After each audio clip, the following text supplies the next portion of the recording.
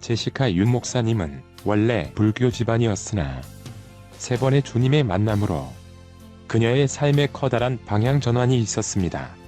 그러한 제시카 윤 목사님의 간증은 저에게 너무나 큰 감동으로 다가왔습니다. 내 자신이 주님에 향한 첫사랑을 잃어버리지 않았는지 뒤돌아보게 만들었습니다. 이 영상을 보는 여러분도 주님을 향한 첫사랑을 회복하여 주님과 동행하는 삶의 길잡이가 되시길 바라며 이 간증을 시작합니다. 그녀는 간증할 당시 구세군 재활원 교회에서 술, 마약, 노름의 중독성 환자나 길거리에서 사시는 노숙자분들을 모시고 와 의식주를 제공하면서 매일 아침 저녁으로 예배를 드리며 6개월간의 재활 프로그램을 통하여 재활을 돕는 사역을 하였다. 그녀는 구세군의 모토인 마음은 하나님에게, 손길은 이웃에게를 실천하며 3S 사역인 먹여주고 씻겨주고 구원을 가져다주는 재활원 교회에서 특수목회를 하고 계셨다. 구세군의 시작은 1865년 영국의 윌리엄 부스 목사가 감리교 목사 자리를 사임하고 그 당시 일부 상류층에만 국한되어진 복음을 길거리로 나가 세상 어두운 곳으로 내쫓긴 사람들을 향하였다. 가난한 이들, 중독자들, 방탕한 자들, 매춘부 등 어느 누구에게도 환영받지 못한 이들을 찾아가 그들의 영혼에 그리스도의 빛을 전하고 그들의 삶을 돌보는 일에 헌신한 것이 구세군의 시초였다.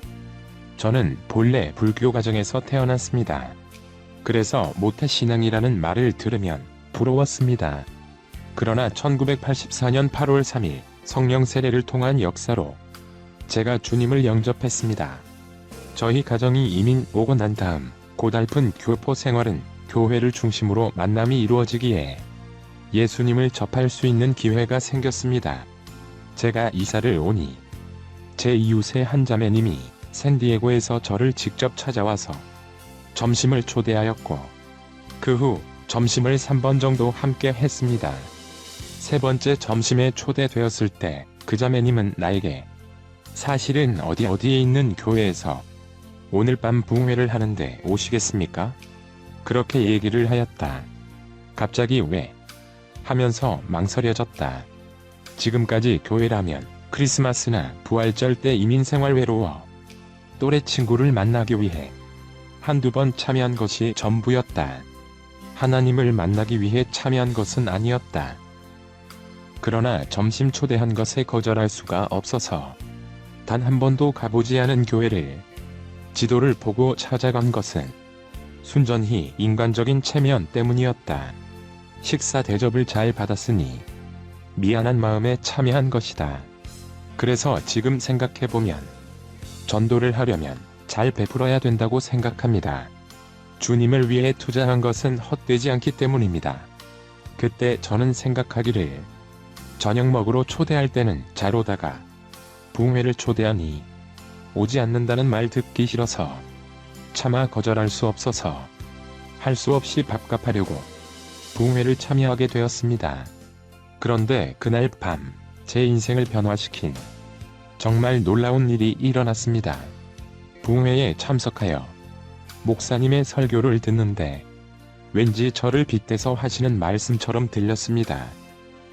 그러나 저는 워낙 복음에 기초가 없었기 때문에 저 목사님이 나를 모르는데 어떻게 나에 대한 말을 할 수 있을까 하고 그렇게 생각을 했습니다. 말씀이 끝나고 나서 통성기도 하는 시간이 있었습니다. 저는 통성기도 하기 전에 집으로 돌아가려고 핸드백을 걸쳐매고 갈 준비를 하고 있었습니다. 그런데 하필 장의자 중간에 앉아 있었습니다. 그때 목사님이 모두 다 일어나서 통성기도를 합시다. 그래서 왼쪽으로 나가려고 하려는데 제 옆에 서나분이 서서 앞자리 장의자를 잡고 흔들면서 기도하고 있어서 차마 나갈 수가 없었습니다. 그래서 이쪽으로는 못 나가겠구나 하는 생각이 들어서 다시 오른쪽을 보니 오른쪽에서도 서나분이 똑같이 앞 장의자를 잡고 몸을 앞뒤로 흔들며 통성으로 기도하고 있었습니다. 그래서 아, 나는 갇혔구나. 나가는 것을 포기할 수밖에 없었습니다. 시간이 지나면서 점점 기도는 뜨거워져 어떤 분은 고함을 지르며 울기도 하였습니다. 그래서 저는 살짝 겁이 났습니다.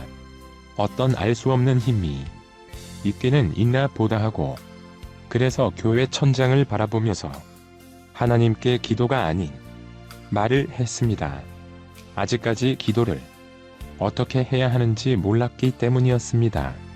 하나님, 정말 당신이 살아계십니까? 정말 당신이 살아계신다면 저로 하여금 알게 해주세요. 왜냐하면 당신은 하나님이라고 하니까. 무한한 존재이시면 당연히 저를 보고 계시겠지요. 그런데 저는 유한한 사람이니 당신을 볼 수 없잖아요. 그러니 당신을 보여주셔서 저로 하여금 알게 해주세요. 그렇게 중얼거렸습니다.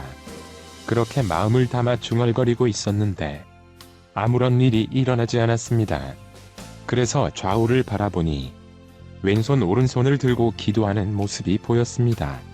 그래서 기도란 저렇게 손을 들고 해야 하나님께 거룩하게 보이는가 보구나. 그럼 돈 드는 것도 아닌데 나도 손 들고 기도해야지. 그래서 두 손을 쫙 하고 높이 올렸습니다. 그런데 그 순간 저에게 놀라운 일이 일어났습니다. 그때 갑자기 사람이 생각할 수 없는 엄청나게 밝은 빛이 저를 덮쳤습니다. 그 빛에 깜짝 놀라는 순간 왼손 끝에서부터 전기에 감전된 것처럼 찌르륵하고 손을 타고 흘러 들어와 온몸에 퍼졌습니다. 그때 너무 놀라 힘이 풀리면서 바닥으로 풀썩 주저앉았습니다. 그때가 바로 처음으로 하나님을 만난 순간이었습니다. 그러나 풀썩 쓰러진 뒤로 전혀 기억이 나지 않았습니다. 그리고 나서 제가 눈을 떴을 때는 교회 바닥에 누워 있었고 미니스커트 입은 나에게 누군가가 옷으로 저를 덮어주었습니다. 그리고 저는 전혀 알아들을 수 없는 이상한 말들이 제 입에서 빠르게 나오기 시작했습니다. 방언을 받은 것입니다. 제 주위에 강사 목사님과 교회 담임 목사님 그리고 여러 장로님들이 둥그렇게 앉아 기도를 해주고 계셨습니다. 제가 나중에 안 사실이지만 2시간 정도 완전히 기절한 상태에 있었다고 합니다. 전혀 신앙이 없었던 나에게 하나님은 기적적으로 저를 만나 주셨습니다. 이러한 영적인 체험 후 아침이 되어 일어났는데 이상하게 하나님이 믿어졌습니다. 하나님이라는 분이 정말 살아계시구나. 그냥 믿어지는 거였습니다. 그리고 아파트 싱크대 안에 설거지해야 할 것이 많이 들어있었고 창문이 열려 있었는데 보통 때에는 설거지해야 할 것이 많으면 어휴, 저걸 어떡하지 하며 짜증이 올라왔지만 그날은 창문 너머 나뭇가지가 흔들리는 모습이 너무너무 아름다워 보였고 싱크대에서 설거지하면서 저의 지난날 무거웠던 마음이 너무너무 가벼워져서 날아갈 것만 같았습니다. 마치 제가 걸음을 걷는 것이 땅에서 좀 떨어져 걷는 것 같았습니다. 제가 영적인 체험을 한 후 9년 정도 시간이 흘러 제가 신학교에 가게 되었습니다. 몇 달 동안 앞으로의 삶을 놓고 기도할 때 저의 마음에 이런 생각이 들었습니다. 사람은 어차피 한 번은 죽는다. 나는 언젠가는 하나님의 거룩하신 보좌 앞에 꿇어엎드릴 날이 이르게 될 것이다. 그때 주님이 너는 이 세상에서 뭐하고 살다가 왔느냐 할 때에 내가 무엇으로 그분에게 대답을 하여야 그분이 가장 기뻐하시는 대답을 할 수 있을까? 그 대답을 준비하는 삶이 되어야 하지 않을까? 라는 생각을 한 끝에 신학교를 가기로 마음을 먹었습니다.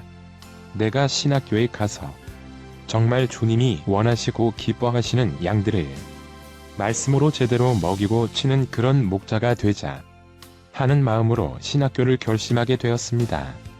구세군 교회에는 일반 교회에서 하는 일반 목회와 특수 목회를 하는 특수 교회가 있었습니다.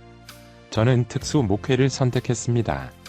제가 특수 목회를 선택한 이유는 왠지 소외되고 불쌍한 영혼들, 하나님을 알지 못하는 영혼들에게 주님을 증거하는 일이 주님 앞에 더 보람되는 일이 아닐까 하는 생각이 들어 선택하였습니다. 저는 대접을 받지 않는 목회, 오히려 제가 섬겨하는 목회, 그러한 것들을 주님께서 원하시지 않을까 하는 마음을 먹고 특수 목회를 선택하였습니다. 그래서 주님이 주신 사명이라 생각하며 정말 열심히 일했습니다. 저는 제가 믿는 주님을 위해 죽도록 충성하라고 했으니 죽도록 열심을 다해 최선을 다해 일했습니다.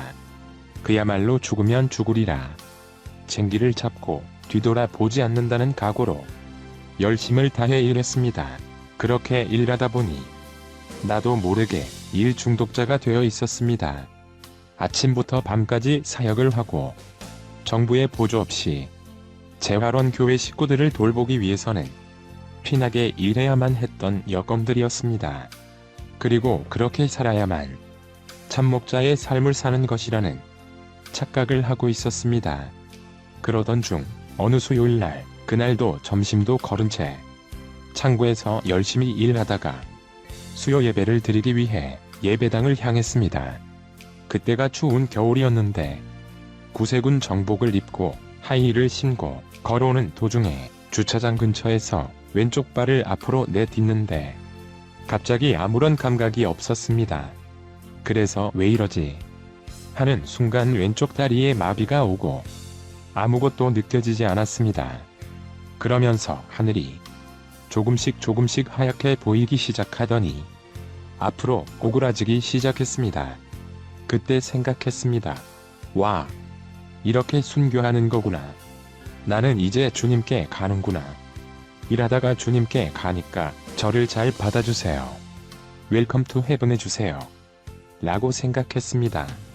그렇게 쓰러지고 난 다음에 아무것도 생각이 나지 않았습니다. 다시 눈을 떴을 때는 천국이 아니라 병원 응급실에 누워 있었습니다. 그때 제 딸은 울고 있었고 제 남편은 걱정스러운 눈으로 저를 보고 있었습니다. 여보 괜찮아. 나 수요 예배 다 마치고 왔어. 남편은 쓰러진 아내를 앰뷸런스에 실어 보내고 자신은 수요 예배를 다 마치고 온 것이다. 그처럼 우리 둘은 일 중독자였습니다. 저는 남편도 딸도 가고 나서 혼자 누워서 나름대로 생각을 했습니다. 뭔가 내 신앙을 다시 점검을 해야겠다. 내 자신, 내 스스로를 정직한 눈으로 바라봐야겠다. 라는 생각을 했습니다. 양을 위해 목숨을 버리는 훌륭한 목자상을 만들어 놓고 무조건 내 자신을 끼워 맞추는 그러한 삶이 아니라 정직하게 내 스스로는 어떠한 사람인지 목사이기 이전에 하나님 앞에 나는 어떠한 사람인가 정직하게 바라보아라 하는 생각이 들었습니다. 전에는 기도하면 제 마음에 하나님께서 무엇을 원하시는지 제 마음의 말씀을 통한 감동이 있었습니다. 그러나 이제 하나님 어디 계십니까? 제가 진짜 쓰러졌습니다. 당신도 보시다시피 죽도록 충성을 해드렸습니다. 고백하며 내 신앙을 뒤돌아 보았을 때 제 마음에는 아무런 성령의 감동이 없었습니다. 이미 사역에만 충성하느라 영적인 귀는 닫혀 있었고 마음에 성령님의 감동과 신앙의 기쁨이 사라진 지 오래였습니다. 그래서 빨리 금식 기도로 하나님께 매달려야겠다는 그런 생각이 들었습니다. 지금 형식적인 기도로 망가져 있는 나는 금식 기도가 아니면 마음에서 우러나오는 신실한 기도를 드릴 수 없다는 생각이 들어서 주님께 드리려면 온전히 드리자. 그래서 금식 기도원에 갔습니다. 3일 금식을 하는데 정말 힘들었습니다. 그렇게 기도를 한 지가 오래되었기 때문입니다. 저는 사흘 동안 슬리핑백을 가지고서 강대상 앞에 살았습니다. 말씀 읽고 기도하고 찬송하고 유튜브로 목사님 설교 동영상 보는 것에 전념하였습니다. 금식 3일째 되는 날 새벽 4시경 주님은 놀랍게도 저를 찾아와 주셨습니다. 그런데 사흘째 되는 날은 너무 힘들어서 식은땀이 나고 기도하려고 손을 올리기도 힘들었습니다. 그래서 슬리핑백을 바닥에 깔고 납작하게 누워 있었습니다. 그 당시 예배당 안에는 아무도 없었기 때문이었습니다. 그때 꿈인지 환상인지 잘 알지 못하지만 제가 바닥에 누워있는 저를 바라보고 있었습니다. 그리고 왼쪽 귀에서 작았지만 또렷한 음성이 들려왔습니다. 내가 너의 금식을 받았다. 그 음성을 듣는 동시에 제 몸에서 시커먼 짙은 회색 연기가 쏴 하고 빠져나갔고 그 연기는 땅으로 사라졌습니다. 그리고 나서 숨을 휴 하고 쉬면서 벌떡 일어났습니다. 그 뒤로 제 마음이 너무너무 가벼워졌고 제 가슴 한가운데가 구멍이 뻥하고 뚫린 기분이었습니다. 이후 제 삶의 패턴이 바뀌기 시작했습니다. 그 전에 삶은 시간이 있으면 성경을 읽고 시간이 없으면 읽지 못했습니다. 사역에 바쁘다는 핑계로 성경을 읽지 않은 시간이 많았습니다. 그동안 사역에만 매달린 형식적인 신앙생활에서 그날 체험 후에는 하나님과 깊이 동행하는 삶으로 바뀌었습니다. 이러한 삶의 변화는 일주일에 월요일 저녁부터 화요일 저녁까지 하루는 온전한 금식을 하는 날로 정하였습니다. 금식 기도를 위해서 게스트룸을 기도방으로 바꾸어 많은 회개를 하였습니다. 성경을 읽기 위해 조그만 방석과 성경을 갖다 놓고서 같은 시간 같은 장소에서 주님과 만나는 시간을 가졌습니다. 그날도 금식하던 날로 방언으로 기도하고 있었습니다. 그때 주님께서 저의 마음속에 깊은 감동으로 말씀을 하셨습니다. 제시카야, 너의 목회와 너의 사역이 우상이 되었도다. 그 말씀을 듣고서 깜짝 놀라 뒤로 넘어질 뻔했습니다. 주님과의 우리의 목회가 아닌 너의 목회와 너의 사역이 너의 우상이 되었다는 말씀 때문이었습니다. 그때 저는 주님 앞에 납작 엎드렸습니다. 지금까지 주님을 위한 목회, 주님의 사역인 줄 알았는데 왜 그것이 나의 목회, 나의 사역이란 말인가? 그래서 철저하게 내 자신을 뒤돌아보았습니다.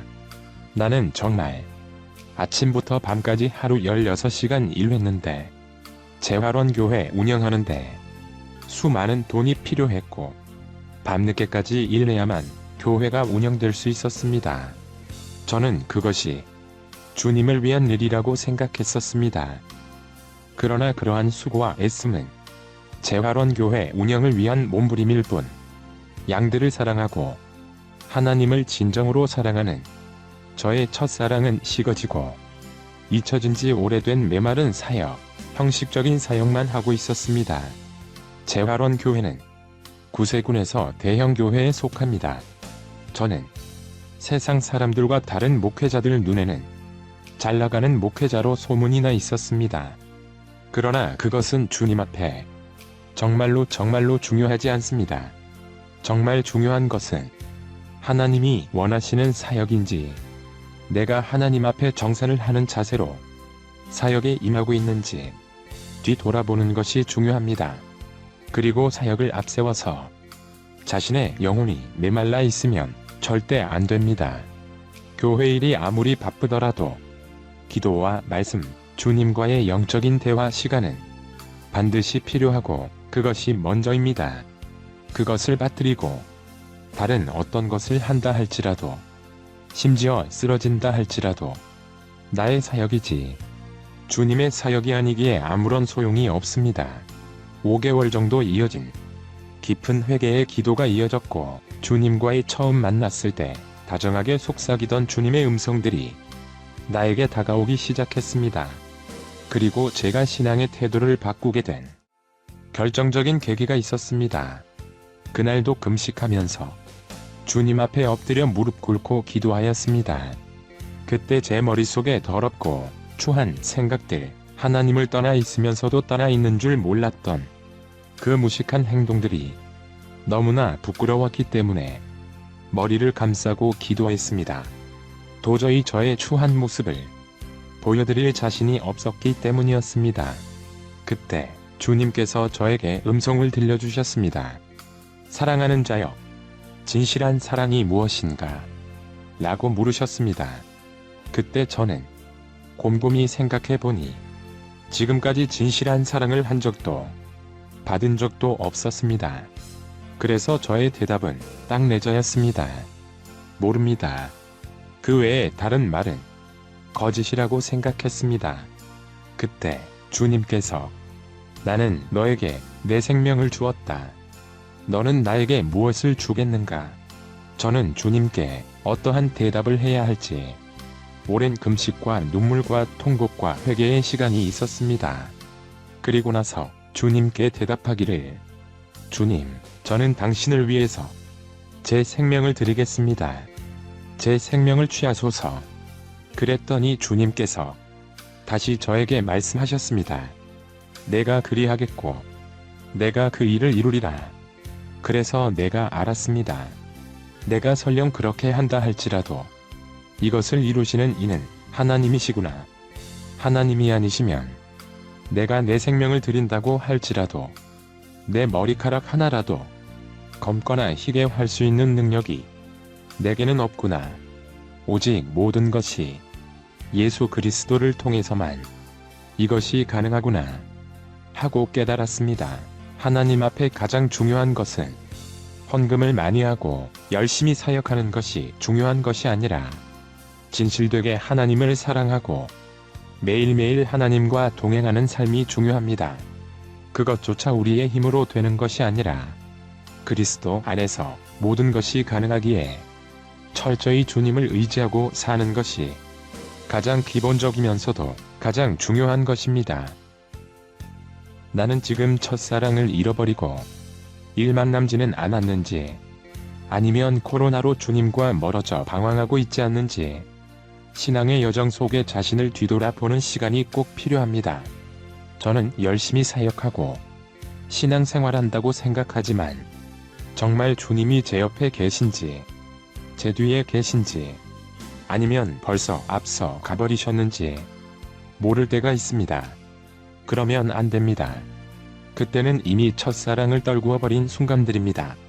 그래서 주님과 참 동행하는 사역은 예수님과 사랑을 나누면서 그 사랑 안에 푹 빠져서 주님이 사랑하는 것은 나도 사랑하고 주님이 기뻐하는 것은 나도 기뻐하고 주님이 싫어하는 것은 나도 싫어하고 주님께서 분노하시는 것은 나도 분노하는 주님의 심정을 잘 알아들이고 주님의 마음에 합한 자가 되어 같이 동행하는 신앙의 여정, 그것이 참다운 주님과 첫사랑을 회복하는 것이라고 생각합니다. 잠근 동산 안에서 주님과의 첫사랑을 나누고 동산이 열려 그 사랑을 다른 이에게 흘러넘쳐서 주님의 향기 바라며 소망 중에 주님을 기다리는 삶이 되시길 바랍니다. 사랑합니다. 감사합니다.